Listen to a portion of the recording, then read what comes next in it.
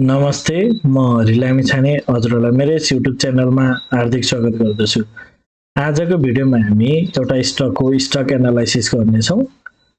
3 star hydro power limited कम्पनीको stock analysis गर्न गइरहेका छौँ। यो भर्खरै लिस्टेड आइपिओ स्क्रिनमा 3 स्टार हाइड्रो पावर TSHL को टेक्निकल चार्ट देख्न सकिन्छ। लिस्टेड भएको पहिलो कारोबार लिस्टेड भएपछि पहिलो कारोबार दिन र दोस्रो कारोबार दिन बढेर माथितिर गएको थियो, सर्किट लाग्दै माथि गएको थियो। तेस्रो दिन चाहिँ सुरुवाती चरण माथि गएर तल चाहिँ क्लोज गरेको थियो। त्यसपछि बिस्तारै एकदम स्लो मोसनमा घट्दै तल आएको थियो र भोल्युम पनि निकै ड्राई छ। आइपिओमा जहिले पनि हुने भनेको जुन दिन सप्लाई आउँछ त्यो दिनमा चाहिँ म्युचुअल फन्डहरूले सेल गर्ने भएको हुनाले अलिकति भोल्युम चाहिँ ठुलो हुने गर्छ। त्यसपश्चात भोल्युम एकदम ड्राई भएको थियो र यहाँदेखिबाट चाहिँ तल आउँदै गयो र जब फेरि यहाँदेखिबाट घट्ने क्रम सकेर सुरुदेखिबाट एकोरो ग्रिन क्यान्डल बन्दै माथितिर गएको छ। त्यसपछि भोल्युम पनि बढ्दै गएको छ र एउटा लो लगाइसकेपछि स्क्रिनमा देखाएको अनुसार एउटा लो लगाइसकेपछि भने यो माथि जाने क्रममा अगाडि जहाँबाट चाहिँ प्राइस रिजेक्सन भएको थियो त्यो हाईलाई चाहिँ पार गरेर क्लियरली क्यान्डल चाहिँ माथितिर नै क्लोजिङ गरिसकेको थियो र भ्यालिड ब्रेकआउट पछि यसमा चाहिँ रिटेस्ट पनि भएको देख्न सकिन्छ र यो रिटेस्ट गरेर फाइनली अहिले चाहिँ माथितिर चाहिँ लागिरहेको छ। टेक्निकली क्लियर अप ट्रेन्डको च्यानल देखिएको छ। अब यो चाहिँ तल आउने क्रममा चाहिँ बजारले यो हिसाबले चाहिँ यो जोनबाट चाहिँ एउटा ठुलो जोन खिचेको छु मैले, यही लगभग यहाँदेखिबाट यहाँसम्म भनेको। यसलाई चाहिँ यदि यो जोनमा चाहिँ आएर अथवा एउटा फेरि यसलाई फिल्टरेड फर्ममा चाहिँ तल अर्को एउटा क्यान्डललाई लिएको छु, यहाँबाट चाहिँ बजार फेरि पनि माथितिर चाहिँ जान्छ कि भनेर हामीले हेर्न सक्छौँ। यसलाई फिल्टरेड फर्ममा हेर्ने हो भने चाहिँ कसरी जान सकिन्छ भन्ने सन्दर्भमा 306 देखि 344 को रेन्जबाट चाहिँ यो माथितिर जान्छ कि भनेर हेर्न सकिन्छ। तल आउने क्रममा 306 देखिबाट 344 रेन्ज हुनेछ। यदि 306 सम्म आउँदैन भने 344 आउँदैन भने 378 बाट तलतिर झरिसकेपछि मात्र एउटा फर्दर बाईको लागि चाहिँ हेर्न सकिन्छ। अहिले चाहिँ माथितिर गइरहेको छ, अहिले तत्काल चाहिँ बाई देखिएको छैन र तल आउने क्रममा 378 बाट भित्र छिर्ने क्रममा 344 देखि 306 को रेन्ज चाहिँ अझै फिल्टरेड फर्म भयो। यो लेभलबाट चाहिँ माथितिर जान्छ कि भनेर हामीले हेर्न सक्छौँ। तर यो पनि कम्प्यारेटिभली यही लेभलबाटै माथि जान्छ भन्ने त्यस्तो स्योर चाहिँ छैन, किनभने खासै त्यस्तो डाटाहरू फर्मेसन भइसकेको छैन। यो 306 लाई चाहिँ ब्रेक गरेर तलतिर जाँदैन भन्ने अहिलेसम्मको लागि चाहिँ कुनै पनि किसिमको त्यस्तो आधारहरू चाहिँ देखिएको छैन। अब यो स्टकलाई चाहिँ आज मैले किन डिड यु नोटिस भन्दै लिएर आएँ भन्ने कुरा चाहिँ अब हामी छलफल गर्दै जाउँ। यो चाहिँ मार्केट साइडेज हुँदा पनि यो स्टक चाहिँ यसरी मजाले बढिरहेको देख्न सकिन्छ र यसमा जानकारी गराउन चाहन्छु कि बजार चाहिँ साइडेज भइरहँदा कुनै स्टक चाहिँ एकोरो बढिरहन्छ भने अथवा घटिरहन्छ भने, त्यस्तै बजार बढिरहँदा कुनै स्टक चाहिँ बढ्न छोडेर एकोरो घटिरहन्छ भने, अथवा नेप्से बढिरहँदा पनि बजार बढिरहँदा पनि कुनै स्टक घटिरहन्छ भने, अथवा नेप्से घटिरहँदा पनि कुनै स्टक चाहिँ बढिरहन्छ भने, अथवा भनौँ नेप्से मार्केट भन्दा अलिकति अनयुजुअल कुनै स्टकले पर्फर्मेन्स देखाउँछ भने त्यसलाई चाहिँ अलिकति डिटेल तरिकाले चार्ट मात्र नहेरिकन अलिकति डिटेल तरिकाले फ्लोरसेट लगायत ब्रोकर एनालाइसिसहरू गर्नुपर्छ भन्ने कुरा पनि यसै भिडियो मार्फत हजुरहरूलाई अपडेट गराउन चाहन्छु। अब यो चाहिँ एकोरो बढेर गएको छ। सुरुवाती चरणमा आज यसमा चाहिँ नेगेटिभ सर्किट नै लागेको थियो, यहाँ हजुरहरूले चार्टमा पनि देख्न सक्नुहुन्छ। नेगेटिभ सर्किट लागेको स्टक चाहिँ अन्तिममा गएर चाहिँ फेरि पोजिटिभ सर्किट लगाएर चाहिँ बन्द भएको छ र यो यसलाई चाहिँ हामीले यदि 1 मिनटको चार्ट हेर्यौँ भने यो अन्तिम 1 मिनटमा नै यसको चाहिँ मुभ भएको कुराहरू हामीले बुझ्न सक्छौँ। यस क्लियरली 1 मिनटमा नै यो लगभग 18-19-20% चाहिँ बढेको छ अन्तिममा है। यो कुराहरू चाहिँ हामीले यहाँ देख्न सक्छौँ। अब यसको फ्लोरसेट हेर्ने ट्राई गरौँ। आज यसको चाहिँ के भयो भन्दाखेरि टोटलमा 67,000 किता कारोबार भयो, 67,000 समथिङ र यसमा हामीले चाहिँ ट्रेडिङ एट इन्ट्राडे आज चाहिँ अब 20% को फ्लक्चुएसन देखिएको छ।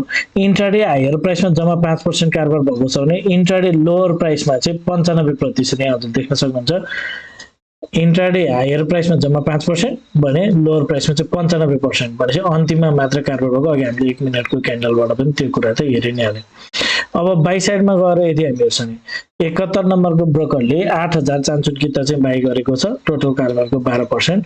71 नम्बरको ब्रोकरले बाई गरेको छैन, अरू चाहिँ 5000 3000 किता समथिङ यो टाइपको देखिएको छ। बाई साइडमा खासै त्यस्तो एकुमुलेसन देखिएन, बजार त्यसरी तलबाट माथि जाँदा पनि खासै एकुमुलेसन देखिएन। यदि हामी सेल साइडमा जान्छौँ, सेल साइडमा चाहिँ त्यही 71 नम्बरको ब्रोकरले नै 46000 किता जति चाहिँ सेल गरेको छ, जुन टोटल कारोबारको चाहिँ 68-69% को हाराहारीमा देखिन्छ।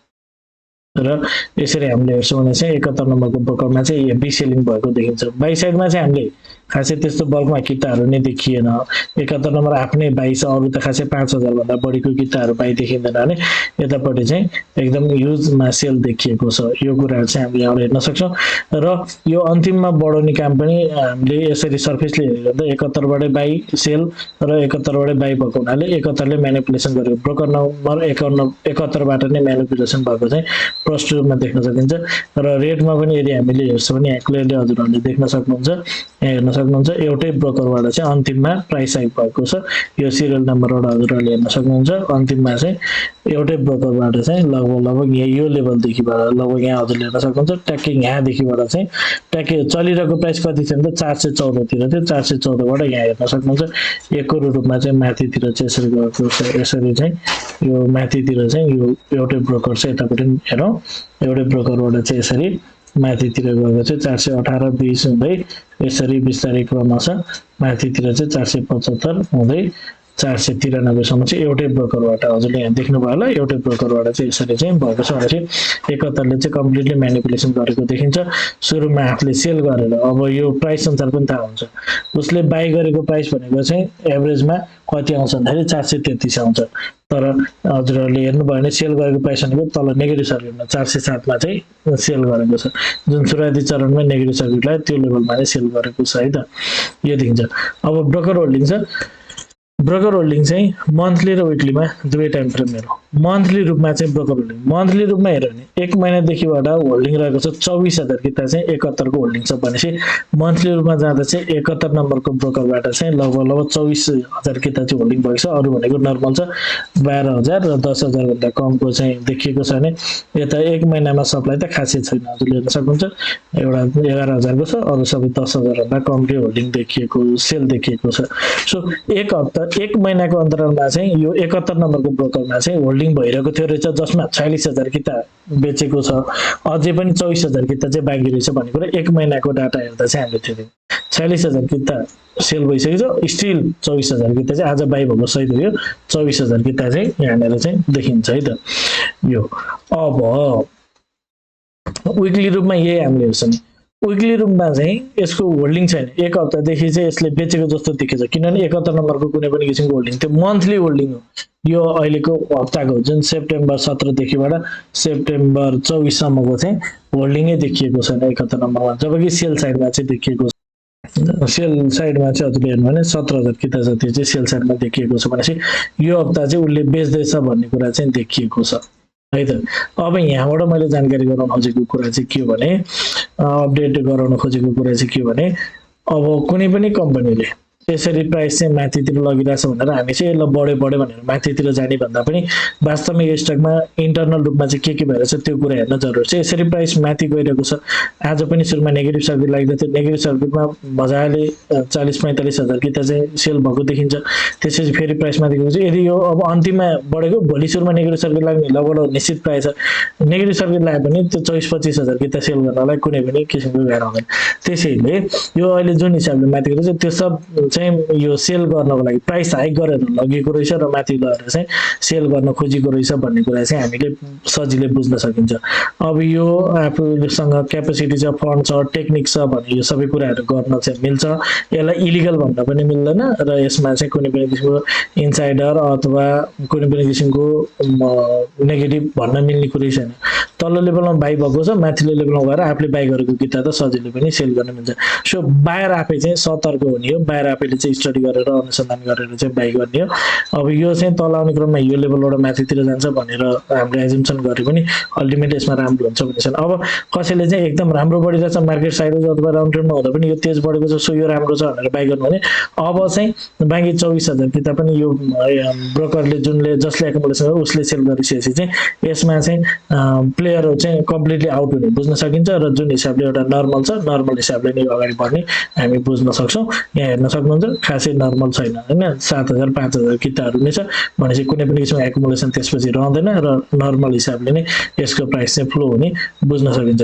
अहिले माथि गएको बेलामा बाइ गर्ने सेल गर्ने भन्ने सन्दर्भमा बाइको लागि त माथितिर हुँदैन अब करेक्सनमा नै बाइ गर्ने हो। अब सेलको लागि चाहिँ यदि हजुरहरुसँग स्टक छ भने चाहिँ अब मौका हेरेर सेल गर्दा नै राम्रो हुन्छ भन्ने कुरा चाहिँ यहाँबाट चाहिँ देखिएको छ र यो मैले यो टाइपको भिडियो प्रस्तुत गर्नुको पछाडिको कारण भनेको जस्ट यसरी माथि गएर छ जहिले पनि हामीले के भन्ने गरिन्छ माथि ट्रेडरहरुले चाहिँ जुन स्टक बढ्छ त्यो स्टक किन्नु पर्छ भन्ने हेरिन्छ तर त्यो सबै कुराहरु हेरेर चाहिँ अब यो चाहिँ यसरी माथि गएर सबै सेलपछि एउटा चाहिँ यसमा डिमान्ड क्रिएट नहुन सक्ने पोसिबिलिटी हुन्छ र शार्प फल हुन सक्ने पोसिबिलिटीहरु चाहिँ हुन सक्छ। सो जसले चाहिँ यो पो बढ्ने रहेछ भनेर किन्नु भयो भने उहाँहरु चाहिँ फस्न सक्ने स्थितिहरु रहन सक्छ भन्ने हिसाबले चाहिँ as a alert as a knowledge sharing हिसाबले चाहिँ यो भिडियो चाहिँ प्रस्तुत गरेको हो। हजुरहरुलाई के कस्तो लाग्यो मेरो यो भिडियो कमेन्टमा जानकारी गराइदिनु होला। मलाई केही सल्लाह सुझाव वा प्रतिक्रिया दिन चाहनुहुन्छ कमेन्टमा दिन सक्नुहुनेछ। साथै च्यानलमा नयाँ हुनुहुन्छ पहिलो पटक हेर्दै हुनुहुन्छ र अहिलेसम्म पनि च्यानल सब्स्क्राइब गर्नुभएको छैन भने च्यानल पनि सब्स्क्राइब गरिदिनु होला भन्न चाहन्छु। हवस् त धन्यवाद नमस्ते।